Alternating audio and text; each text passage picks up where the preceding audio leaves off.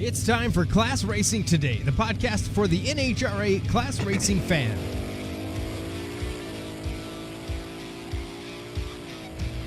Welcome back to Class Racing Today. This is a milestone episode, and you didn't even know it. Brian and Bobby, this is episode 40 of Class Racing Today. It's going to be a good one. Thanks for hanging out with us. Surprisingly, in South Dakota, we don't have rain today. It's just decided that winter is here, and it's cold. Winter's only going to be here for like a day or two. It's going to be 60s this weekend. Like, how do you go right from 22 to 60? Right. ClassRacingToday.com. If you want to follow us along there, along the social medias at Class Racing Today. Email with any questions or comments, or you want to help support the show, ClassRacingToday@gmail.com. If you want a t-shirt or a sticker, send us a note there as well, and we will get back to you. Brian, you're here again. This is phenomenal. I get to see you once a week. It's weird. It's starting to feel like a job. Like, I got to punch in. We should put a time clock in here. Ooh, that's interesting. Bobby, you're still in the... Oh, wait, hold on. You just had a change in your governance yesterday, didn't you? Did I see that? Well, we do not know. It is neck and neck. That's right. It's like within... It's a too literal close to hair's width. Too close to call. And that actually in and of itself is surprising because the Democrat incumbent was the heavy favorite and the Republican was the underdog, and it looks like the Republican was winning by 0.05% last I checked. So we'll see what happens there. Crazy. And then there was a change in Georgia, I think. Yeah, and Virginia. Or Virginia, not Georgia. So for all those that are listening late, this is coming out November 3rd, day after Election Day 2021. Anyway, how's it going, guys? Let's go, Brandon. Whatever. So, how about the racing in Vegas? Like, I want to give props to my MCR guys. I mean, we had the Peach family down there. We had Chris Knutson down there. There was others, but Bobby, so you probably don't know them. You haven't met them yet, but Abby Peach, who's always a loyal listener, her dad raced his dad second round in Vegas. Like, that has to be the farthest anybody's drove to race somebody they know second round. Wow, immediate family too, right? Crazy. And then, I actually just learned how to say their last name. Well, I thought the one I always wanted to teach you was Knutson. Knudsen. You actually have to pronounce the K? I never would have thought that. But Knudsen was wrong this whole time. But how about Chris going to the quarters? Went red by 8 thou. He would have faced Jamie, who they're really good. They're like best friends in the semis. I mean, hats off MCR guys for representing in Vegas. I was good. Even Jason DeForest was in Super Stock, was down there into the quarters. So you guys had a hell of a showing. I was cheering for you here at home. Good job. Great job, MCR. With your unpronounceable names. I wonder if unpronounceable is a word. It is now. Now we know why you're a math tutor.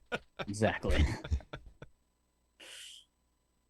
All right, well, to talk more about the Vegas race that we just had. Oh, and by the way, I made a total mess up yesterday in my flash news because I didn't know there was another Vegas divisional this weekend because I'm still going by a schedule that I made 6 months ago.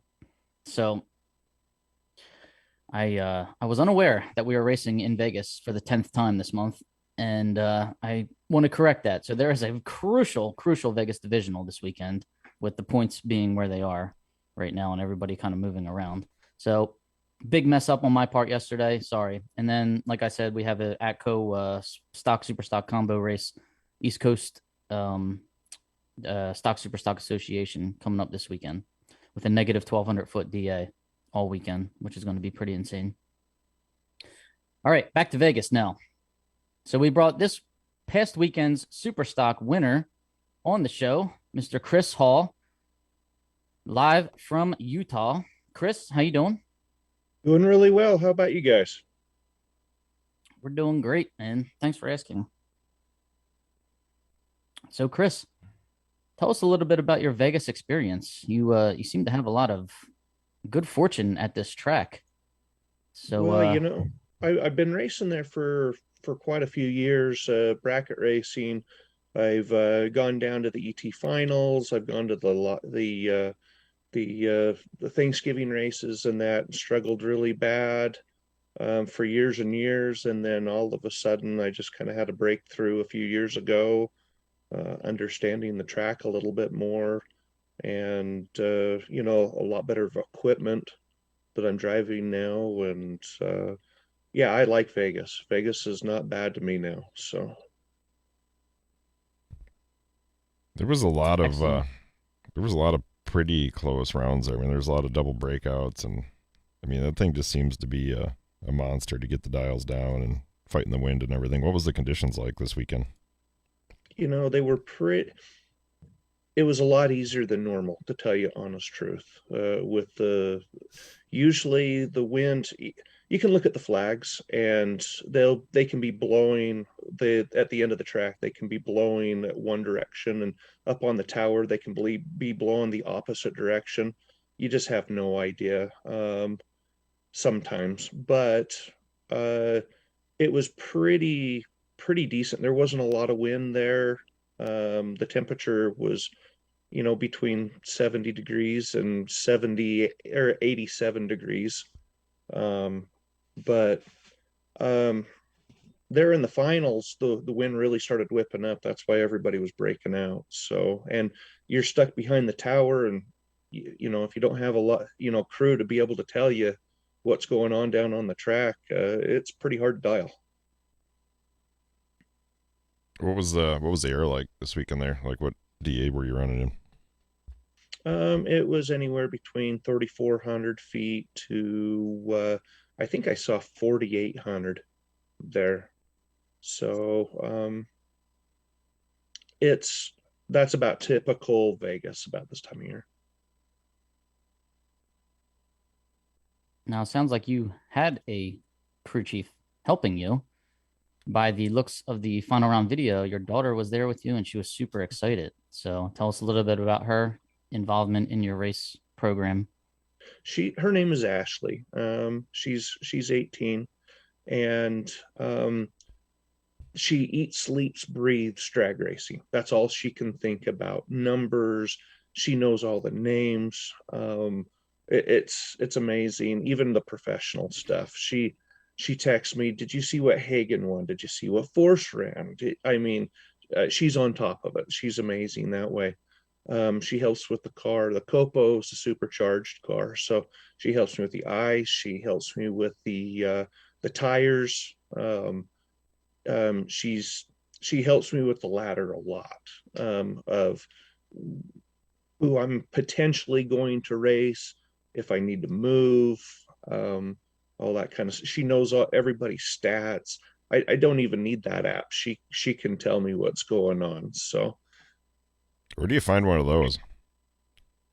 I don't know. I'm a pretty lucky guy. So Man, with a crew chief like that, it'd be awesome.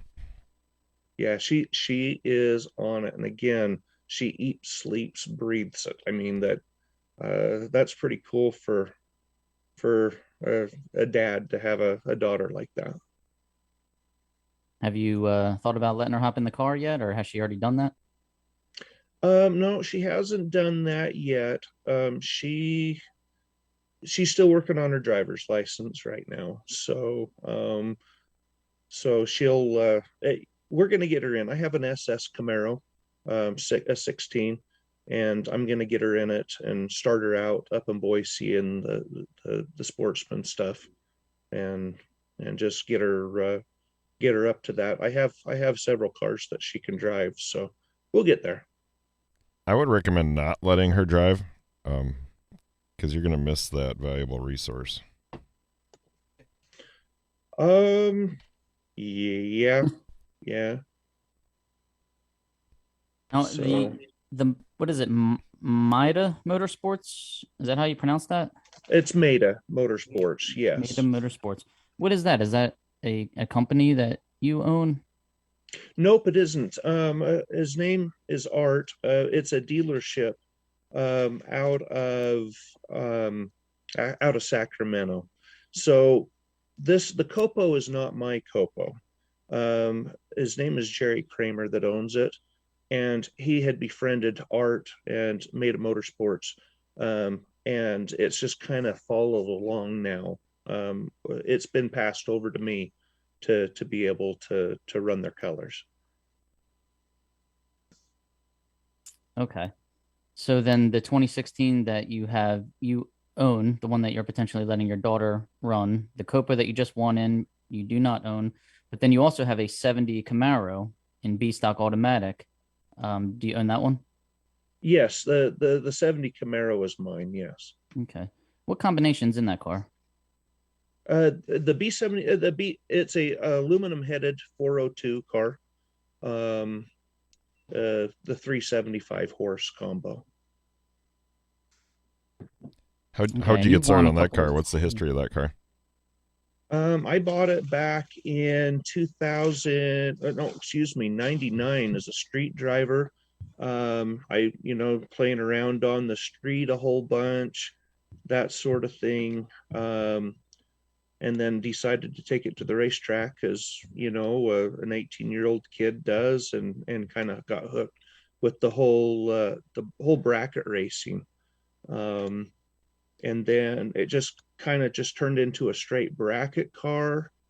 And then it I a friend of mine, Jesse Sanderson, that he started racing stock eliminator, and I there was a next level because I achieved everything at my home track type of thing. So I just wanted to start stock eliminator. Cal Method befriended me, to be able, up in Boise. He stopped me one day and he says, "We ought to stick one of my 402s in your car, and you ought to come race stock." And then a little bit later, I had really thought about it and thought, man, maybe that's really what I ought to do. And then I that's where I here I am. That's pretty Hopefully a awesome. wise decision. Yeah. So now, who does your motors? I guess, are you still running that same motor, or do you build your own, or do you have somebody build them, or what's that look like? The motors, they're a lot of my it. I've been having help. It's my motor. Cal has helped me with some of it. Wes King up in Boise, Idaho, has helped me a bit with my program. And yeah, it's not the fastest thing in the world, obviously, but it stays together. The motor's about 3-4 years old, so I've re-ringed it and bearinged it and that sort of thing, but it works well. What transmission do you run on there? It has the metric 200 in it. Who does that? Um, oh, last name Mantle out of Canada put it together. So when I started stock eliminator right in the beginning, I found a a, a, a, a 350 horse 402 out of Canada, and on Class Racer, and I went up and purchased it and purchased the transmission along with it, and that's still the same transmission. I'm pretty low buck. I still only have one torque converter, for everything. So, I don't have a lot of spare parts and that sort of thing, but everything just still lives. It still works well. Was that the converter that came with the combination, or did you get a different one? I know I sent that off. It's the same converter, yes, but I had it redone, so the 402 would be a lot. The 375 horse combo would be a lot better.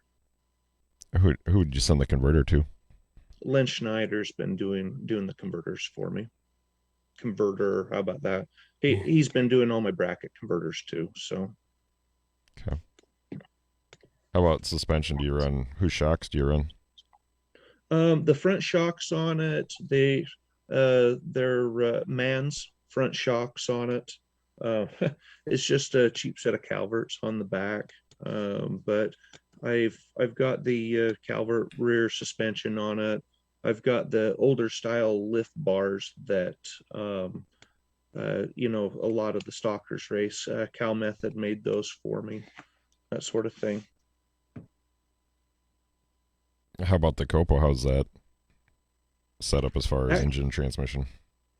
The COPO is from the factory. There's only a few things that it's got, like an electric water pump and the belt tensioner, but we've played with just the settings on the suspension of getting the balance right on it and that.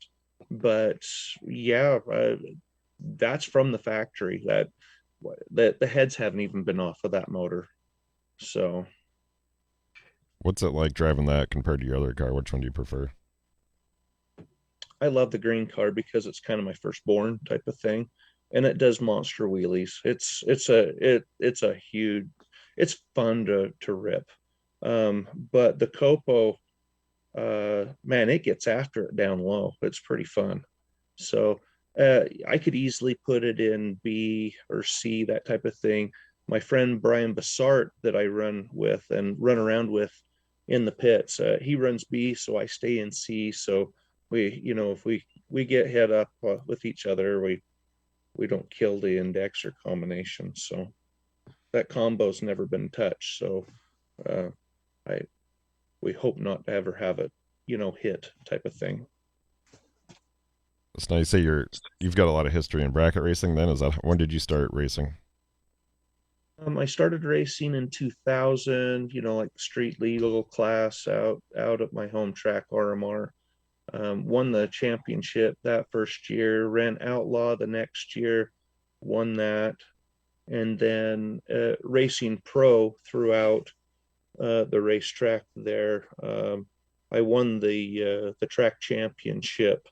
3 different times in pro out there. Me and Jesse Sanderson for years and years was just back and forth of winning the championship. 2010 came along, and Rocky Mountain Raceway became IHRA. And I won the track championship at that time. And we have no ET finals out here out west with IHRA. And I got a phone call from IHRA saying your name has been pulled to be able to go run for the World Championship back in Virginia. Are you coming? And it was funny because I got off. I told her, yeah, I was on my lunch break from work. I get this phone call saying, hey, you need to come to Virginia to run off for the World Championship in no box and IHRA. And of all things, I say, I'm going to have to call you back on that. So for their Summit Super Series. So that, anyways, I got off the phone and my wife looked at me and says, are you stupid? Call her back. You're going. And I called my dad and he says, oh no, you're going. So we went back there to that for the world finals of that. And I actually won the world championship back in 2010 for the Summit Super Series in that car as a bracket car. So after that, without that, with the IHRA experience, I wouldn't be running stock and super stock. My program would not be as far as it is right now. What caused you to initially get in? Did your parents race, or you been around racing, or you just said, hey, this looks like fun, I want to start? So my father had a 64 SS Impala, and he raced it out at the racetrack, just in some classes, and he had some trophies with that car. And and he was just down messing around, with that car. It was the daily driver. That always got my attention to see, oh yeah, my dad won trophies. And then my father's cousin brought a 69 Camaro to the house when I was young and took me and my dad for a ride, and I was in the back seat. I might have been 6. And, they were off ripping it around town and that sort of thing, finding, the back roads. And, it just got my attention big time of, being able to go fast in a car. there was I really liked monster trucks when I was a little kid, and I messed up when at this I might have been 7 or 8, and I thought there was a monster truck event down in Salt Lake. Went down there and it wasn't there. I missed the weekend, or I don't know what happened. And my dad said, "Well, there's a race out at the racetrack, drag race," and I'd never been to one of those, so he took me out there, and it just opened my eyes. But one of the greatest things I remember as a kid was when John Force come and match raced Gary Densham at my home track, and I think that was in 92, maybe 91. But Gary Densham on the last pass went into a giant fireball at 1,000 foot, and yeah, during a match race with John Force, and that's one of my very real good first memories of being at the racetrack. You were hooked at that point. Oh yeah, oh yeah, and then watching it on TNT or TNN and all that kind of stuff back in the day, every Sunday with my dad. Awesome. What line of work are you in? I worked for the government. Um, I'm a structure mechanic on the F-35s for the government. There's a depot up here at Hill Air Force Base, and I get to mess around with F-35s. Well, that's got to be pretty fun. Not quite as fun as driving a big wheelie stalker, but it's got to be a close second, right? Messing around with the most elite things in the world. Do you think Top Fuel cars are elite? You look at one of these F-35s. That's nuts.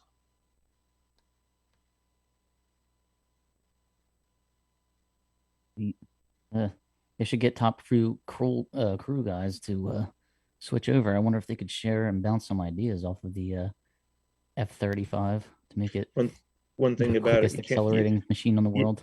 You better not explode one of those F-35s. That'd be bad. So Yeah. Does that come out of a payroll deduction? Like, oops, you screwed up, Chris. We're gonna have to take this out of your paycheck over the next a billion years. I'm pretty fortunate that I don't mess up a lot of things. So measure how many times and do it once. So Do it right or do it twice, kind of guy. yeah. Well, It gets expensive. The attention to detail definitely shows up on your driving this weekend. Like, it was definitely had it dialed in good. Yeah, especially the Super Stalker. Once I got in that car at the first of the year. So Jerry Kramer came to me last year, and he was driving it, and he says, "Chris, why don't you just come get this car and race it?" And he says, "I can't do justice to the car, and I'd like to see you win in it." And how can you turn down somebody just handing you a 17 Copo, and saying, "Here, just do whatever you want with it." And so I couldn't hit the broadside of a barn the very first few hits with it. It made some adjustments and that sort of thing, and you got to be comfortable in it first of all to be able to do anything with it. And I think I finally have got to that point where I can be competitive with it. How does that thing leave compared to your stalker then? Were you just really late on the tree? Some of those Copos and Cobra Jets, they just kind of leave like sleds, some of them, and then they really turn it on at mid track. So my stalker 60 foot's normally about a 135 to 137. This weekend the Copo was 60 foot and 129s. Its way turned back down, just so it could 60 foot, low 120s, if we turned it up, but just the to keep consistent and that sort of thing, we just got it backed off. You're exactly right. To the 60 foot, they feel really similar. The green car is way wheelie high doing it. The Copo is just to the ground, but when it gets to the 330, it's snorting and it's pissed off. It's a lot. It's a hoot. Do you find it's That harder final to? round with Go ahead, Brian. I said, do you find it harder though, in that when you're picking up that much mile an hour on the back half of the track, do you find it harder to drive the stripe and just know where you're at? Then that, we always have the fast car, slow car conversation here, but I mean, the rate of gain you have coming up on some of those slower cars has to be just incredible. It has to make it really hard to drive. Well, I have been able, obviously always the faster car has the advantage. There's no doubt about that. But I've got two other bracket cars that I race. I've got a 67 Camaro that's got a 540 in it. Up in Boise, it runs 940s. I've got my father's car, his Nova, that I'll race in Super Stock, but I'll still go off the bottom bulb, or Super Pro, excuse me. Super Pro, I'll still go off the bottom bulb. I don't have a delay box in it. And it's got a 565 in it, and it runs 9.0s. So I get plenty of practice on both sides of it on the gain. So that's, but it's funny because those are both trans brake cars. I foot brake the COPO, obviously, and also and I've got all the cars right there. I've worked really hard to be able to hit it exactly the same spot, and they leave exactly the same spot. Do you do, as far as bracket racing, do you do any of the big money bracket stuff, or just right there at the local track, or do you follow any of those circuits at all?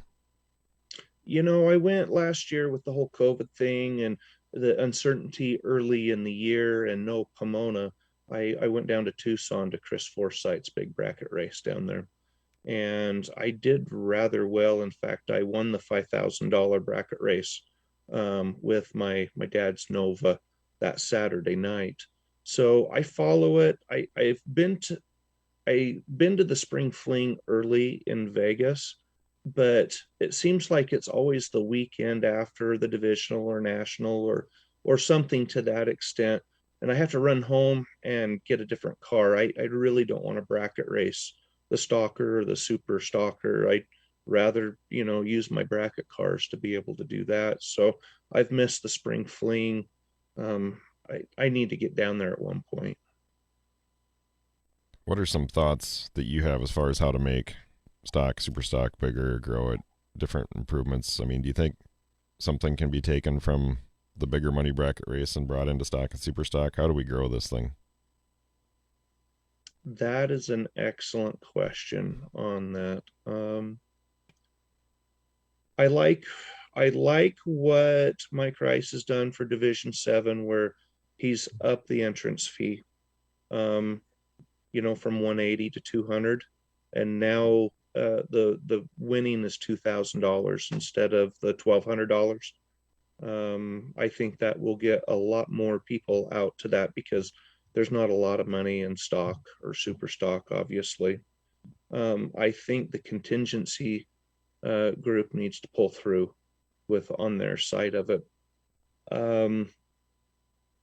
I really think that the newer generation and newer cars, I think that's really where it's at too. Obviously, especially for the newer kids with all their street tuners and all that kind of stuff, seeing the Camaros and Mustangs and that sort of thing. I think that's helping, but there's a lot of old blood in stock and super stock, and I still like to consider myself young. I'm 44, but we just got to get the interests of the younger generation out there so it lives. And how to do that, I don't know. You guys got any ideas? We're full of Probably ideas. I'm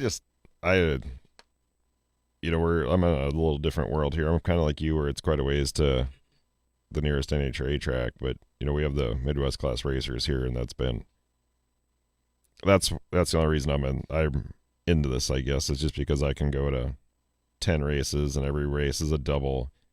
They have a decent entry fee, but the payouts are $2,000 to $4,000. I mean, you got to win one round and you get it's pretty much get your money back if you make it to the side. If you win first round, you pretty much get your money back. The bottom side payouts are pretty good. And as far as me, like, yeah, it's a hobby. Like, I'm not a professional. I'm just starting. Like, yeah, it's expensive to get started, but kind of like you, I'm piecing things together and working on it where we can, trying to get a little better every year. But I can go out and go 3-4 rounds and get a check. I mean, it's like I told somebody the other day, they're like, oh, a race car is just throwing away money. And I said, well, smoking is throwing away money, right? Like, you're burning cigarettes. If Marlboro gave you back half of your money every year, you'd be really happy. Well, that's kind of like stock limited racing. I mean, where we're at with the MCR, I mean, a guy can actually go, if you can win first round, you get your entry fee back. Now, you still have expenses to it, but I like the lower side. They're paying out all the way down. Good payouts, reasonable entry fee. That's what I think we have. That's kind of our recipe for success here. The NHRA thing, I'm new to that. I'm having fun, but to me, that's more of a side deal. If I want to race and have fun and get better, and yeah, if I can start getting better and going to a national event, that I couldn't even imagine what it's like to win something like that. But it's also really expensive, and it's a lot of driving to go to those for what you win. So I think by increasing the entry fees like that, and doing a little better payout, that's a good way to do it. And see, I wish they'd do that out here out west, to have some of these super stock combos that isn't NHRA, like you're saying. I guess maybe I need to move back east. I don't know. I don't know if it'll ever get out here, to tell you honest truth. But racing is passion. It's a drug, and when you win, you have to have more. There's no ifs, ands, or buts about it. So. Well, it takes somebody to organize. Like, I think that somebody that doesn't get enough credit with our Midwest class racers is, like John McLeod and Charlie and Dan. Like, those guys pounding the streets. They're trying to get sponsors and they're pulling everything together. I mean, it's literally a grassroots effort to grow super stock racing here. And I think there's 4 or 5 cars getting built this year, not to go NHRA racing, just to come here and race with our organization. I mean, somebody told me the other day, you guys just have a lot of stock super stock cars there. That's why it works there. Well, we wouldn't have stock super stock cars here if there wasn't this grassroots effort by a few people that had the foresight. Hey, let's do this, this, and this. We're going to have heads up races. We're going to, there are combos, but there's still heads ups. Like, there's a lot of legitimate things there that's why the organization, and that's why the cars are coming, because there's decent payouts. It's really well run. And it's a whole community developed around it. Yeah, and the closest track for me is, again, another 300 miles for Boise. Vegas is 460. Denver is, it's a little over 500 miles, that sort of thing. So you have to travel pretty far to get to these races. Now, the Vegas, I mean, D7. If I lived in D7, I would just think about moving to, I don't know, Henderson, Nevada or something like that, because you guys just ran how many divisionals at Vegas, and on top of 2 national events. But one thing that disappointed me about Vegas, I mean, despite my mess up yesterday of totally not having record of the divisional coming up this weekend, but the racetrack's Facebook page said, "Thank you, everybody. See you in 2022."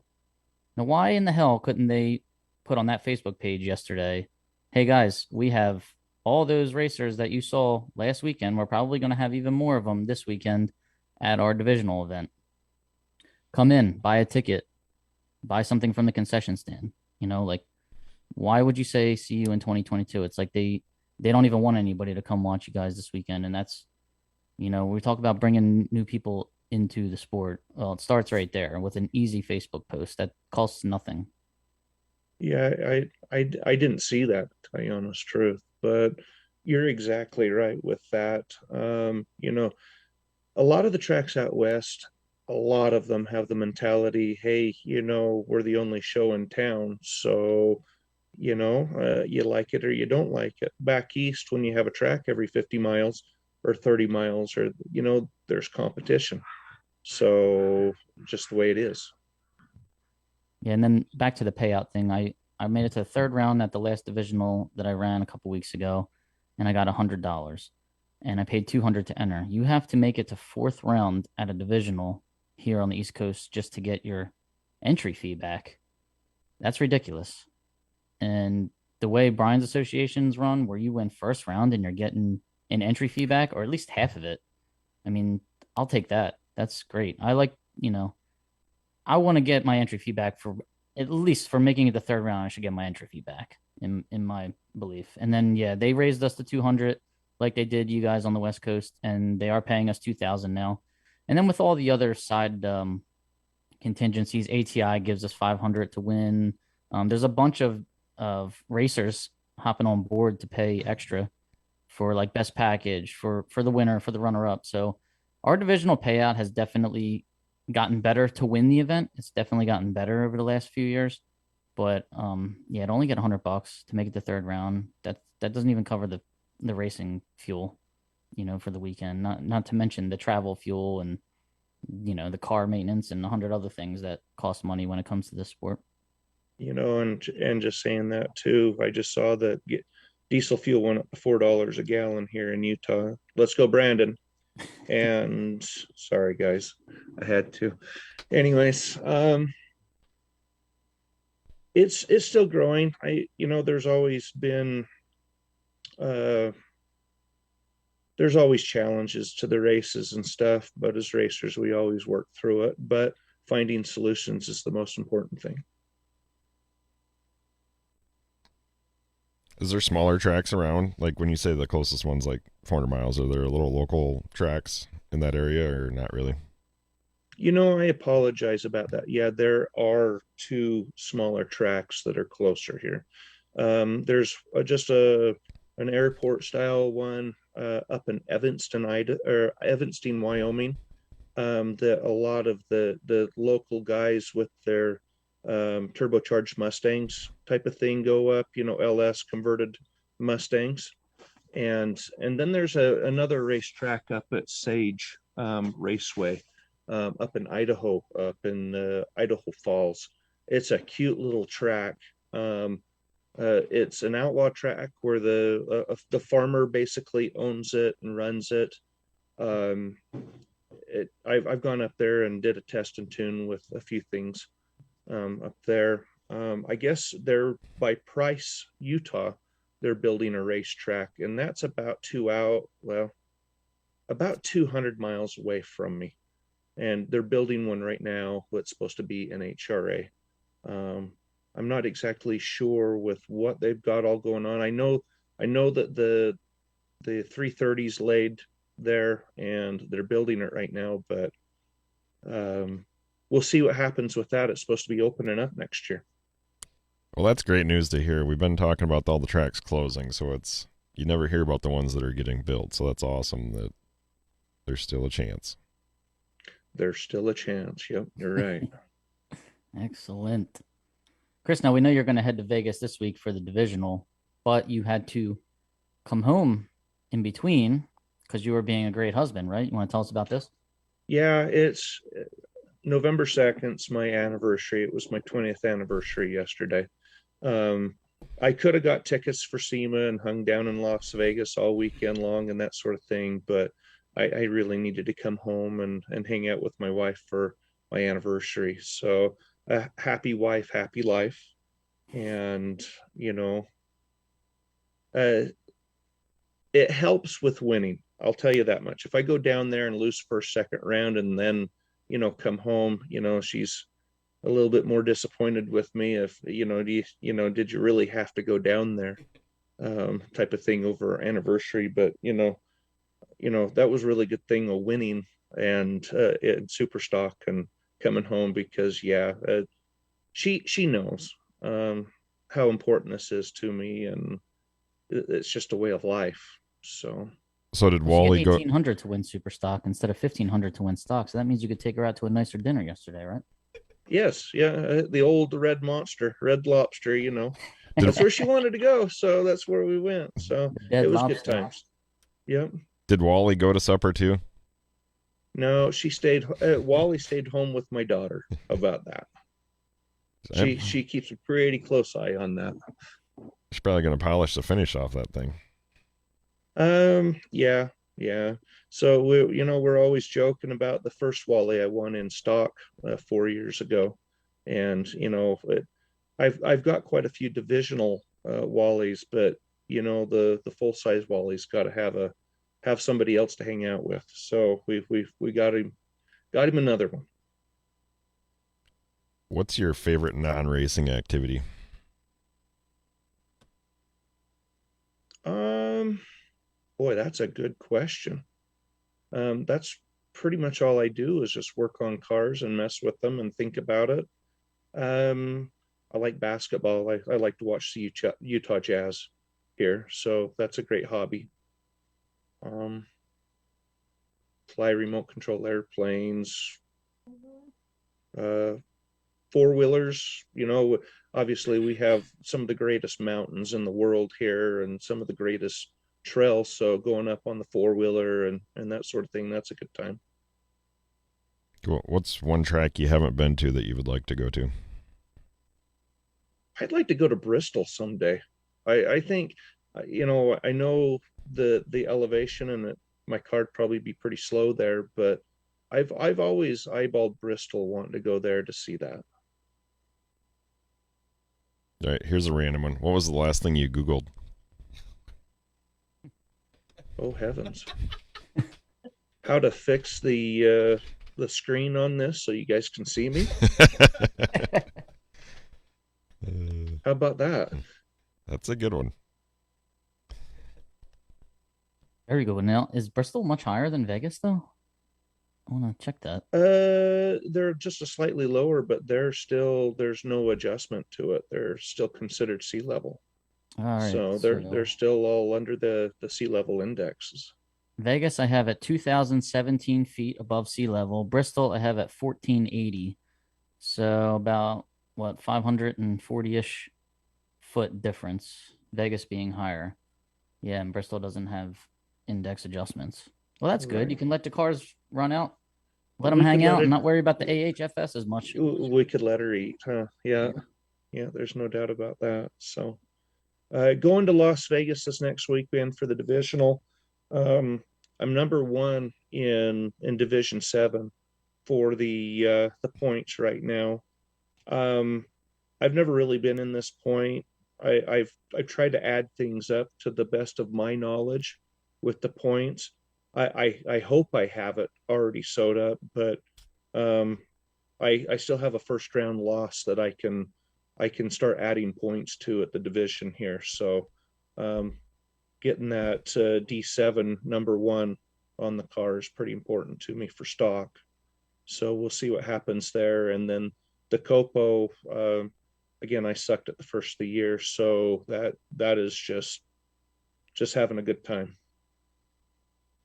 Well, you are ninth in stock in the world. So I mean, if you have a nice outing this weekend in Pomona, you won't have to run the 71. You can run the, number one. Well, we'll see what happens. I'm being optimistic, but you just never know. I mean, I've got enough fuel down there in the trailer that it could go all the rounds it needs to, and the car will do it. So it just depends on me, or lining up against somebody that doesn't have a 2-pack or something like that. Can't worry about that. There's nothing you can do Focus about on what that. you can do, on what you Yep. can control. Yep. If they beat you, and that's just the way it is. So, but they've got their hands full. I like to think that anyways when they're up against me. Get all your vulgar words out in the shutdown area like the rest of us do. Terry Emmons says yes. hi, Chris, and congrats. Ben Anderson said Sage Raceway is awesome, but the track and price is on hold due to the economy. Oh. Yeah. And I think that was, oh yeah, Chris Chapman said he won $400 thanks to Mr. Hall. LOL. I'm not sure what that one is referring to. Yeah, I'm not sure, but maybe bet against me. I don't know, or with me. Oh, maybe he bet on you. There you go. All right. Yeah, I don't remember. I'm horrible with names, so I apologize, guys. Is that actually, can you do that at the sports book? Can you bet on drag racing in Vegas? That would be pretty cool. Yes, you can. Yeah, it's totally legal there. Huh. I wonder Bet if, on the pros. Can we? Yeah, do we have odds for stock and super stock? Because that'd be great. gee, how much money was lost when Erica had it given to her?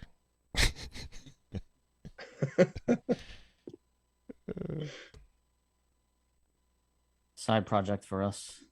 All right, we got to put together The a local Calcutta win for Vegas. That's what he said. Okay.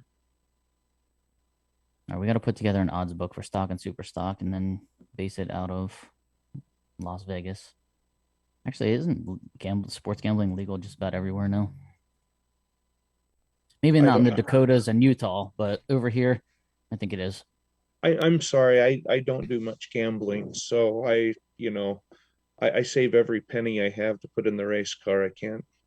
Chris, don't worry. You just drive, and we'll just bet on you. Okay, you don't have to worry about anything except winning us. Okay, I like it. Let's do it. All right. We'll give you a cut. Don't worry. Okay. Do you have any sponsors? Well, thanks for joining us, man. Do you have any sponsors? Anybody you'd like to thank?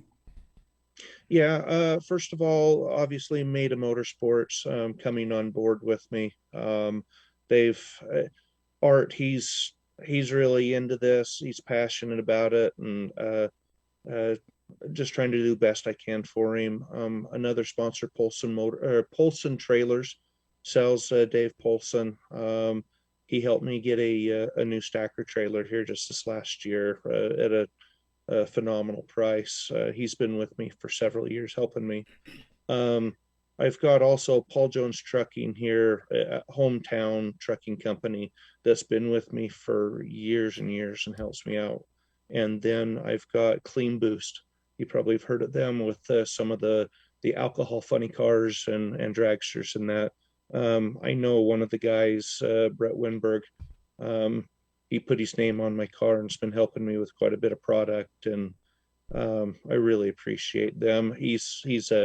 Brett, he's one of the guys, local bracket racers that, cut our teeth back in the day at Rocky Mountain Raceway. So just a big, big happy family. Awesome. Well, we appreciate your time and coming on and letting us dive into your life a little bit. You drove really well, and we appreciate it. Like I said, we appreciate you coming on. We wish you good luck this weekend. Thank you, guys. This is pretty cool to be able to do this. So thank you very much.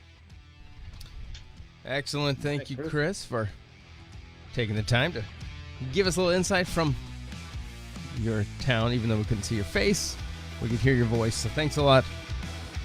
Class Racing Today, thanks for hanging out with us for this episode.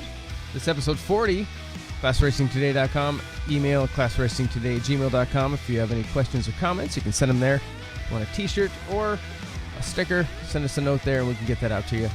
Also, if you want to help support the show, send us a note and we will get back to you. And we thank you all for sharing this out and staying with us for each episode as we do this. Thanks a lot. Have a great day. Stay safe. We'll see you out on the track.